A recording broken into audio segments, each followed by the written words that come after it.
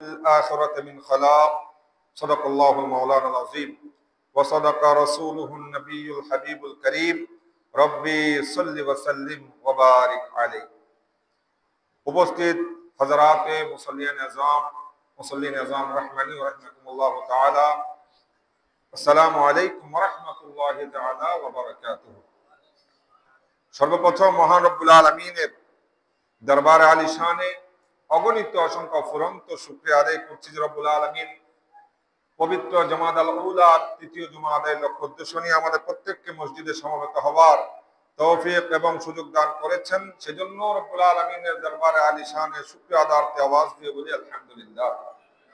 সাথে সাথে নবী করিম রউফুর রহিম সরওয়ারে কায়নাত ফখরে মওজুদাত আহমদ মুজতবা নবীজি মুহাম্মদ মুস্তাফা সাল্লাল্লাহু তাআলা আলাইহি ওয়াসাল্লামের নূরানি কদমে পাকে অগণিত অসংখ্য ফুরন্ত দুরূদ পাকের নজরানা পেশ করছি। আলোচনার প্রারম্ভে আমরা সবাই অবগত আছি সুদানে যে মুসলমানদের গণহত্যা হয়েছে, আল্লাহ এই গণহত্যার মধ্যে যারা জীবন দিয়েছেন প্রত্যেককে শাহাদাতের মর্যাদা দান করুক, আমিন। আসলে মানবতার বিপর্যয় কাকে বলে সুদানের মধ্যে সেটা স্পষ্ট হয়েছে। মুসলমানদেরকে মারছে, এটা কাফের ইহুদি নাসারাদের একটা ষড়যন্ত্র। আল্লাহ পাক এই ধরনের ফিতনা ফাসাদ থেকে মুসলমানদেরকে হেফাজত করুন, আমিন। আমি জাদুর কুফল সম্পর্কে আলোচনা করে আসছিলাম, গত জুমায় আলোচনা করেছি। আজকে সেই ধারাবাহিকতায় সামনের দিকে আলোচনা হবে। আল্লাহ পাক শোনার আমল করার এই ধরনের ব্ল্যাক ম্যাজিক বলেন, কালো জাদু বলেন, কুফরি কালাম দিয়ে যে জাদুগুলা করা হয় এগুলা থেকে আমাদের প্রত্যেককে দূরে থাকার তৌফিক দান করুক, আমিন। কোরআন সুন্নাহ অনুযায়ী জীবন গড়ার তৌফিক দান করুক, আমিন। দেখেন, আজকে আলোচনা হবে এই জাদু যারা করে, যারা করায় তাদের শাস্তি সম্পর্কে। প্রথমত সুনানে তিরমিজি একটা হাদিসে পাক রাসূল করিম সাল্লাল্লাহু আলাইহি ওয়াসাল্লাম ইরশাদ করছেন, হাদ্দুস সাহিরি দারবাতুন বিস-সাইফ। যারা জাদু করে তাদের শাস্তি একটাই, কতল করে দেওয়া, গর্দান উড়িয়ে দেওয়া। এখন এটা কি আপনি আমি করব না, এখানে করাও সম্ভব না। যেখানে ইসলামী হুকুমত আছে, ইসলামী হুকুমত যে জায়গায় কায়েম আছে সেখানে ইসলামী হুকুমত অনুযায়ী, আপনার হুকুম অনুযায়ী, সেখানের বিচার ব্যবস্থা অনুযায়ী তার সাজা হবে। আপনি আমি চাইলে তাকে মারতে পারবো। তাহলে এই জাদু এটা কত মারাত্মক রাসূল করিম সাল্লাল্লাহু আলাইহি ওয়াসাল্লামের এই হাদিসে পাক দ্বারা স্পষ্ট হয়ে গেছে যে যারা জাদু করে, এই ধরনের খারাপ কাজ, গর্হিত কাজ করে, তাদের শাস্তি হচ্ছে তাদেরকে কতল করা। এখন আমরা যারা এগুলোর সাথে জড়িত, আমাদের এই হাদিসে পাক থেকে শিক্ষা নেওয়া দরকার। শুধু তাই না, এটা তো দুনিয়াবী শাস্তি, এটা তো দুনিয়ার শাস্তি, কতল করা। এরপরে কিয়ামতের ময়দানে তাদের জন্য কি ভয়াবহতা দেখেন। হাদিসে পাকের মধ্যে আসছে, যেমন বিশ্বাস করেন, লা ইয়ানজুরুল্লাহু ইয়াওমাল কিয়ামা ইলা মানি যাকাত ওয়ালা ইলা আকিল মালিল ইয়াতীম ওয়ালা ইলা সাহিরিন ওয়ালা ইলা গাদিরিন। এখানে রাসূল করিম সাল্লাল্লাহু আলাইহি ওয়াসাল্লাম এই হাদিসের মধ্যে চার ধরনের ব্যক্তির কথা বলেছেন। বলে কাল কিয়ামতের ময়দানে, যেদিন রব্বুল আলামিনের রহমতের নজরের প্রত্যাশী আমরা সবাই থাকব, কারণ আল্লাহর রহমত ছাড়া সেদিন বাঁচার কোনো সুযোগ নাই। কিন্তু ওই দিনও আল্লাহ পাক রব্বুল আলামিন এই হাদিসে পাক অনুযায়ী চার ধরনের মানুষের দিকে আল্লাহ রহমতের দৃষ্টি দিবেন না। তার মধ্যে এক নম্বর, যারা যাকাত দিতে অস্বীকার করে।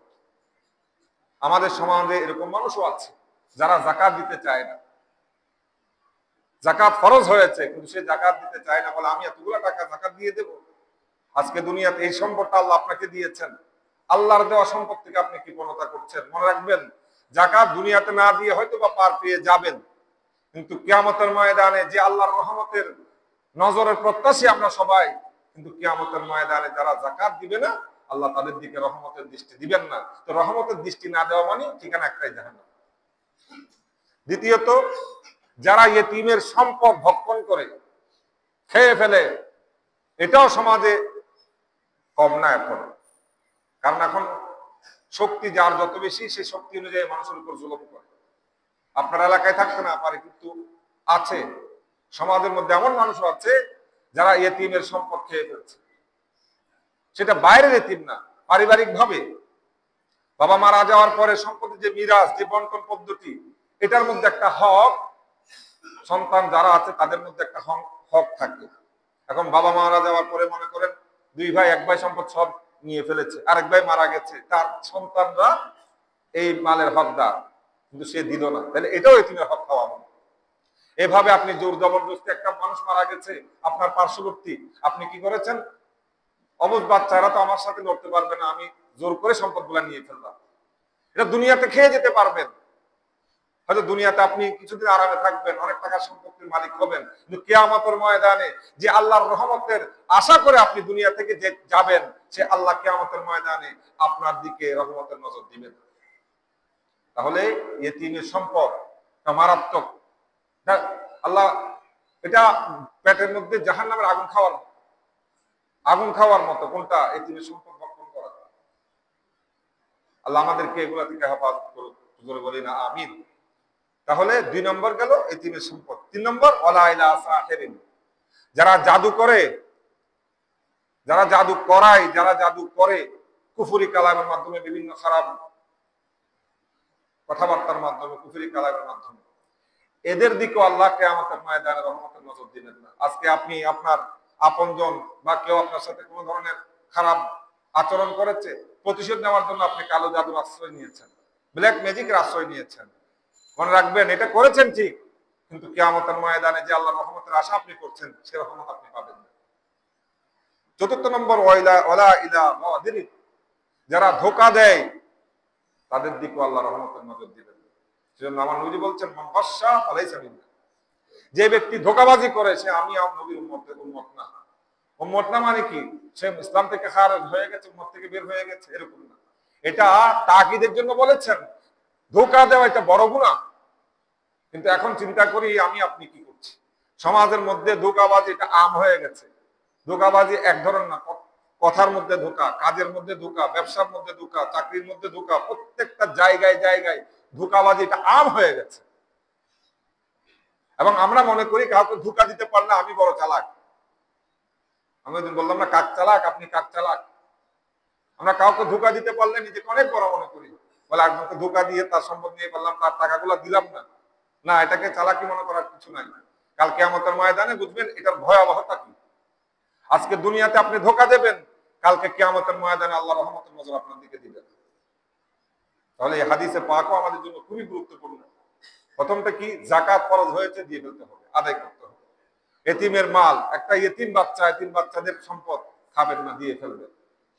এর পরবর্তীতে জাদু, এগুলো থেকে দূরে থাকতে হবে। আল্লাহর কালামের উপর বিশ্বাস রাখতে হবে। আল্লাহর কালামের উপর শক্তিশালী আর কিছু নাই। এরপরে ধোঁকাবাজি, এগুলো থেকে আমাদেরকে দূরে থাকতে হবে। অন্য হাদিসের মধ্যে রাসূল করিম সাল্লাল্লাহু আলাইহি ওয়াসাল্লাম ইরশাদ করছেন, সালাতুন লা ইয়াদখুলুনাল জান্নাহ, 3 ধরনের ব্যক্তি জান্নাতে যেতে পারবে না। কয় ধরনের? 3 ধরনের ব্যক্তি। প্রথম কি? মুদমিনুল খামার, যে শরাব পান করে। এটা আমাদের হাই সোসাইটিতে একটা স্বাভাবিক বিষয়, ফ্যাশন। শরাব পান না করলে ওনাকে অনেক রকমের কথা বলে। যারা ওই স্তরের মধ্যে ডিল করেন তারা জানেন। আপনি দুনিয়াতে শরাব পান করলেন, এটাকে আপনি হাই সোসাইটির একটা সিস্টেম মনে করলেন, কিন্তু এই শরাব পান আপনাকে জাহান্নামী করবে। নবী বলছেন 3 ধরনের মধ্যে প্রথম জন, যারা শরাব পান করবে তারা জান্নাতে যেতে পারবে। এরপরে ওয়াকাতিউর রাহম, যারা আত্মীয়তার সম্পর্ক ছিন্ন করে। আপনার আত্মীয়ের সাথে আপনার কোনো সম্পর্ক নেই, কোন ধরনের কাটাকাটি হয়েছে, তার সাথে কথা বন্ধ, কথাবার্তা সব বন্ধ, তার সাথে আর কোনো সম্পর্ক নাই। আপনিও আসেন না, সেও আসে না, আপনি যাওয়া আসা বন্ধ করে দিয়েছেন। এটাকে আত্মীয়তার সম্পর্ক ছিন্নকারী বলা হয়, যারা এই ধরনের কাজ করে।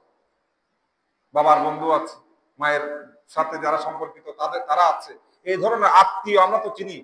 এই আত্মীয়তার সম্পর্ক ছিন্ন করা যাবে না। নবী বলছেন, যারা আত্মীয়তার সম্পর্ক ছিন্ন করবে তার ঠিকানাও জাহান্নাম, সে জান্নাতে যেতে পারবে না। এরপরে 3 নম্বর, ওয়া মুসাদ্দিকুম বিস-সিহরি, বলে যারা জাদুকে বিশ্বাস করে তারাও জান্নাতে যেতে পারবে। কথাটা একটু খেয়াল করেন। আপনি জাদু করছেন না, জাদু বিশ্বাস করছেন। জাদুকে বিশ্বাস করে হয়তো করালেন, অথবা বিশ্বাস করছেন। কালো জাদুকে আপনি বিশ্বাস করেন, মানেন না, এটা ঠিক আছে। এরকম যে কালো জাদু বিশ্বাস করবে সেও জান্নাতে যেতে পারবে না। কেন যাবে না? কারণ কালো জাদু হয় এগুলো কুফরি কালাম দিয়ে আমি আগত জুমাতেও বলেছিলাম। তো এই কুফরিকে যে বিশ্বাস করবে তার ইমানই তো নেই, কারণ যারা এগুলা করে তাদের ইমান নেই। এখন আপনি যখন এটাকে বিশ্বাস করবেন আপনার অবস্থা কি হবে? সেজন্য নবীজি বলছেন যারা জাদুকে বিশ্বাস করে, জাদু বিশ্বাস মানে এখানে আবার দুই ধরনের কথা আছে। বিশ্বাস মানে কি একেবারে মানে জাদু কিছু নাই এরকম না, জাদু এই জিনিসটা আছে। এটা তো আমরা কোরআনের আলোচনা, কোরআন সুন্নাহর আলোচনাতে গত জুমায় বুঝলাম জাদু জিনিসটা আছে। কিন্তু জাদু জিনিসটা থাকা এক জিনিস, জাদুটাকে বিশ্বাস করা আরেক জিনিস। অর্থাৎ এটা ভালো, এটা করলে এরকম হবে এরকম হবে, আমি জাদুটাকে বিশ্বাস করি, এরকম বিশ্বাস করলে নবীজি বলছেন সে জান্নাতে যেতে পারবে। তো জান্নাতে না যাওয়া মানে জাহান্নাম। সুতরাং আমাদের মধ্যে এখনো যারা এই ধরনের কর্মকাণ্ডের মধ্যে লিপ্ত আছে, এগুলো অনেকেই করেন, হয়তো আপনি করছেন না বা আপনার আমার ধারণার মধ্যে নাই, কিন্তু আমি বললাম না আপনার আমার আশেপাশে এরকম অনেক মানুষ আছে যারা এই ধরনের কাজে লিপ্ত, আরেকজনের ক্ষতি সাধনের জন্য এই কাজের মধ্যে ব্যস্ত হয়ে যায়। এগুলো তাদের জন্য খবরদার, যারা করে ফেলেছেন তওবা করেন, ফিরে আসেন, না হলে কাল কিয়ামতের ময়দানে কঠিন অবস্থা হবে। আল্লাহ পাক যারা না বুঝে ধরনের কাজ করে তাদের বুঝার তৌফিক দান করুক, আমিন। এরপরে হাদিসে পাকের মধ্যে রাসূল করিম সাল্লাল্লাহু আলাইহি ওয়াসাল্লাম ইরশাদ করছেন আল কাবাইরু সাবউন, কবিরা গুনাহ তো অনেক আছে। এই হাদিসের মধ্যে 7টা কবিরা গুনাহর কথা বলেছেন। আল কাবাইরু সাবউন, একটা কি আশরিকু বিল্লাহ, আল্লাহর সাথে কাউকে শরীক করা, আল্লাহর সাথে কাউকে শরীক করা, শিরিক করা, এটা এক নম্বরে। দ্বিতীয়ত ওয়া উকুকুল ওয়ালিদাইন, পিতামাতার অবাধ্য হওয়া। যে সন্তান পিতামাতার অবাধ্য, দেখেন পিতামাতার অবাধ্য হওয়া এটা কবিরা গুনাহ, কিন্তু আমরা জানি নাফরমানি করা। অপর হাদিসের মধ্যে আছে, বুখারীর মধ্যে আসছে এভাবে, আপনার বুখারী শরীফ ইবনে মাজার মধ্যে হাদিস কেন আসছে। দেখেন রাসূল করিম সাল্লাল্লাহু আলাইহি ওয়াসাল্লাম বলছেন আলা উনাব্বিউকুম বিআকবারিল কাবাইর, আমি কি তোমাদেরকে বড় কবিরা গুনাহ সম্পর্কে বলে দেব না, সংবাদ দেব না? বলে আল ইশরাক বিল্লাহ ওয়া উকুকুল ওয়ালিদাইন ওয়া কাউলুজ জুর, এই হাদিসের মধ্যে 3টা এসেছে। বলে প্রথমত হচ্ছে আল্লাহর সাথে কাউকে শরীক করা, দ্বিতীয়ত হচ্ছে পিতামাতার অবাধ্য হওয়া, তৃতীয়ত হচ্ছে মিথ্যা কথা বলা। এখন মিথ্যা কথা এটা আমাদের মুখে সবসময় লেগে থাকে, জানা অজানা ইচ্ছা অনিচ্ছায় সব সময় আমরা মিথ্যার মধ্যে আছি, মিথ্যা বলতে আমরা দ্বিধাবোধ করি না, অথচ এটা কবিরা গুনাহ। অপর রাওয়ায়াতের মধ্যে আসছে আল কাবায়ের আশরিকু বিল্লাহ ওয়া কতলুন নফস, এটা কতলুন নফস দুই ধরনের হতে পারে, একটা হচ্ছে কাউকে হত্যা করা অথবা নিজেকে নিজে হত্যা করা, আত্মহত্যা যেটাকে বলে। সেজন্য আত্মহত্যা কবিরা গুনাহ, আত্মহত্যা করা যাবে না। এখন আত্মহত্যা এটা আমাদের কাছে স্বাভাবিক বিষয়, কিছু হয়েছে বাস সামনে ফাঁসি গলার মধ্যে ফাঁস দিয়ে ফেললাম, বিষ খেয়ে ফেললাম, এটাকে অনেক সহজ মনে করি। এই মৃত্যু পরবর্তী কবরে যে কি অবস্থা হবে এটা কল্পনা করাও যায় না। আমি এইসব ব্যাপারে মনে একবার আলোচনা করেছিলাম। এগুলা ওই শাস্তি, সে ফাঁস খেতেই থাকবে, এই শাস্তি আল্লাহ তাকে দিবে, বিষ খেলে বিষ খেতেই থাকবে। আচ্ছা ফাঁসের সময় যে যন্ত্রণা, এটা যে মারা গেছে সে না, আপনি গুলির মাধ্যমে আত্মহত্যা করছেন, এটা চলতেই থাকবে শাস্তি। তো অকুকুল ওয়ালিদাইন, পিতামাতার অবাধ্য হওয়া। তাহলে এখানে যে বিষয়টা ক্লিয়ার করার জন্য চাচ্ছিলাম যে রাসূল করিম সাল্লাল্লাহু আলাইহি ওয়াসাল্লাম বলছেন যে 7টা কবিরা গুনাহর কথা আমার নবীজি বলেছেন। প্রথম হচ্ছে কি আল্লাহর সাথে কাউকে শরীক করা, দ্বিতীয়ত পিতামাতার অবাধ্য হওয়া, তৃতীয়ত জিনা, ব্যভিচার করা। এটা তো আরো আম হয়ে গেছে। এটা এই যে পরক্রিয়া, বারবার আমরা আপনার মিডিয়াতে, সোশ্যাল মিডিয়াতে, পেপার পত্রিকা এগুলা দেখছি আর দেখছি। আমাদের নীতি নৈতিকতা আমাদের কোথায় চলে গেছে, দিন ধর্ম থেকে আমরা কত দূরে। এজন্য আমাদেরকে ইসলাম চর্চা করতে হবে, দিন চর্চা করতে হবে। আজকে দিন চর্চা না করার কারণে আমরা এই গুনার মধ্যে লিপ্ত হয়ে গেছি। আমরা মনে করি দিন চর্চা, মনে করি 5 ওয়াক্ত নামাজ পড়ার কিছু না, বাস 5 ওয়াক্ত নামাজ পড়লাম আমার কাজ শেষ। না, আপনি 5 ওয়াক্ত নামাজ পড়লে হবে না, আপনি গুনাহ থেকেও বাঁচতে হবে। এটাই ইসলাম, এটাই দিন। আজকে এটা না জানার কারণে আমরা এই ধরনের অপকর্ম জিনার মধ্যে লিপ্ত হয়ে যাচ্ছি, এটা কবিরা গুনাহ। এরপরে ওয়াল ফিরারু মিনাজ যাহফি, যুদ্ধের ময়দান থেকে পালিয়ে আসা। একজন মুজাহিদ জিহাদের ময়দানে গেছে, সে যুদ্ধের ময়দান থেকে পালিয়ে আসছে, এই যুদ্ধের ময়দান থেকে পালিয়ে আসা এটা কবিরা গুনাহ। এরপরে ওয়া আকলুর রিবা, সুদ খাওয়া কবিরা গুনাহ। এখন সুদ খাওয়া আমাদের কাছে সাধারণ ব্যাপার। সুদ এটা সাধারণ ব্যাপার হয়ে গেছে এবং সুদের মধ্যে আমরা জর্জরিত কোনো না কোনো ভাবে, এটা মাল্টিপারপাস হোক, অন্য অন্য কোনো ওয়েতে হোক, সুদ এটা আমাদের এখন আম হয়ে গেছে।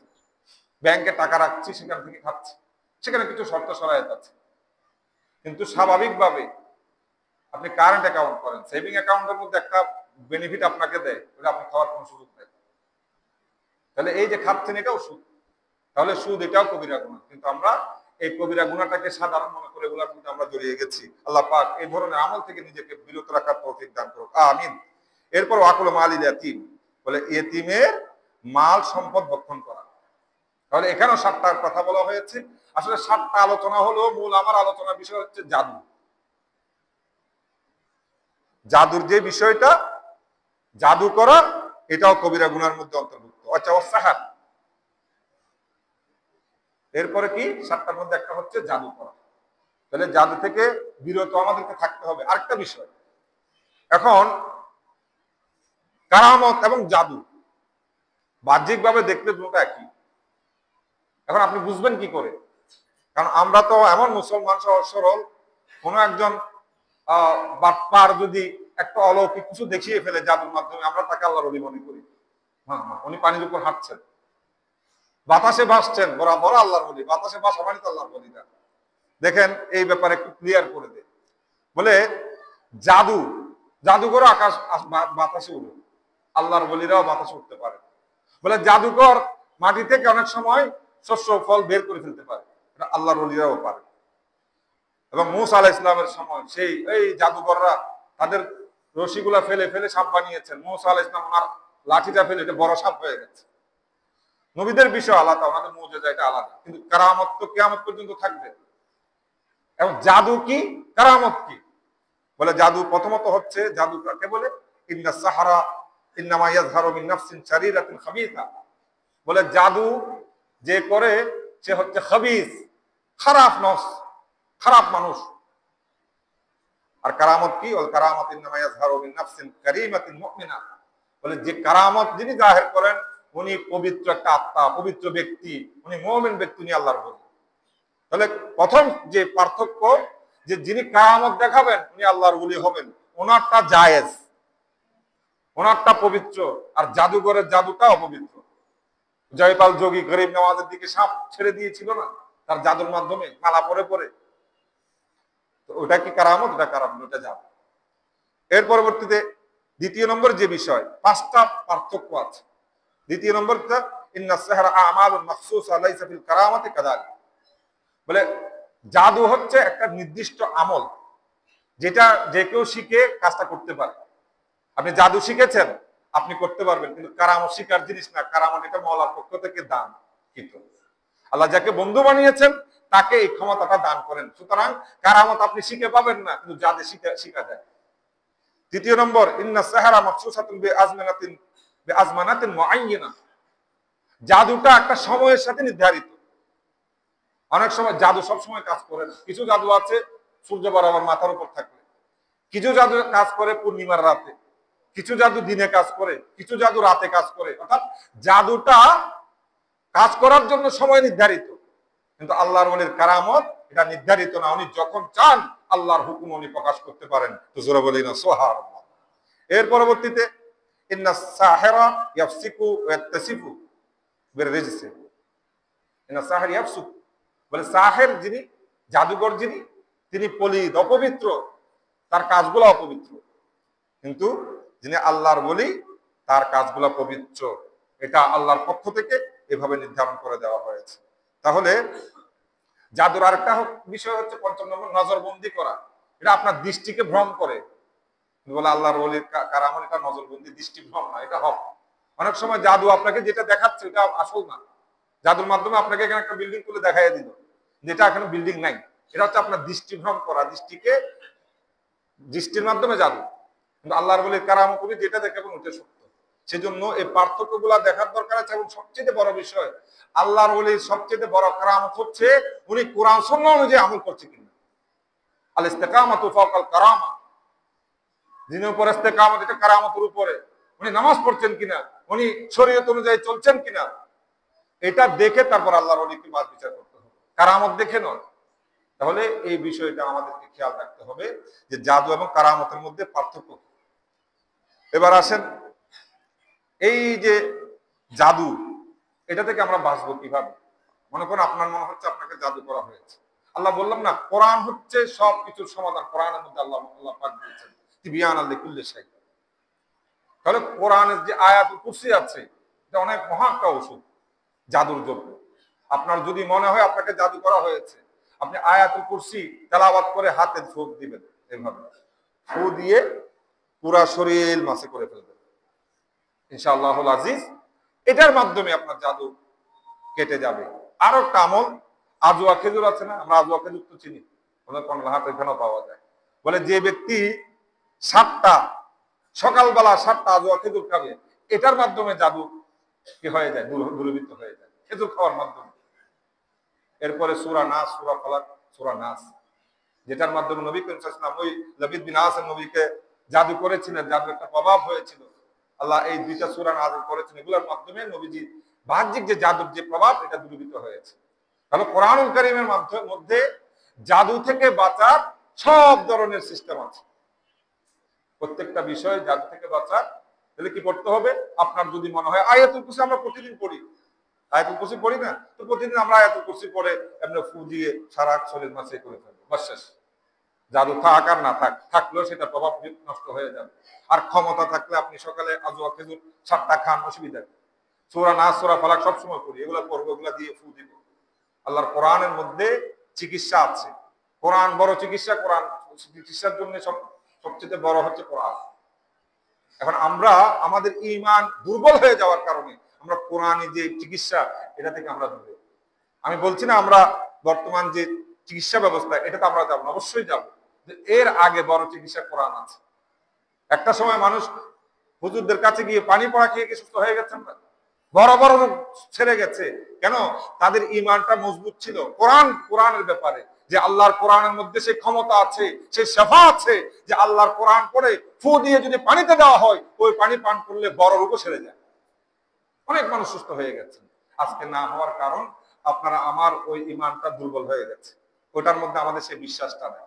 আল্লাহ আমাদেরকে কোরআনকে যথাযথভাবে বিশ্বাস করার তৌফিক দান করুক, আমিন।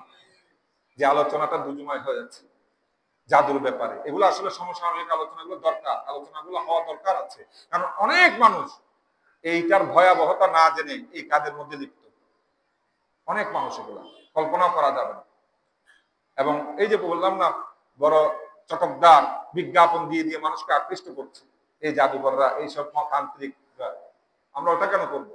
আমার জন্য সবচেয়ে বড় চিকিৎসা হচ্ছে কোরআন, আল্লাহ নবীর হাদিস। আমার নবীর চেয়ে বড় ডাক্তার তার কেউ নেই। সবকিছু নবীজি আমাদেরকে শিখিয়ে গেছেন। শুধু আমাদেরকে কি করতে হবে? আমরা যেহেতু মুসলমান, সে মুসলমান হিসেবে আমাদেরকে কোরআন এবং সুন্নাহর দিকে ফিরতে হবে। কোরআনের উপর বিশ্বাসটা বাড়াতে হবে, কোরআনের আয়াতের উপর বিশ্বাস বাড়াতে হবে, ইয়াকিন আনতে হবে যে কোরআনের আয়াতের মাধ্যমে আমি শেফা পাবো, ইনশাআল্লাহ আমরা শেফা পাবো। আল্লাহ আমাদেরকে এই ধরনের অপকর্ম, জাদুর মাধ্যমে যেগুলো হয়, এগুলা থেকে দূরে থাকার তৌফিক দান করুক, আমিন। এবং কোরআনই শেফা। আপনি অসুস্থ হয়েছেন, আমরা জাদু কেন যাবো? জাদুতে কেন যাবো? কোরআন থেকে আমরা শেফা নিই, কোরআনে সব আছে। আল্লাহ যা শুনেছে এগুলোর উপর আমাদের প্রত্যেককে আমল করার তৌফিক দান করুক, সবাই বলুন আমিন।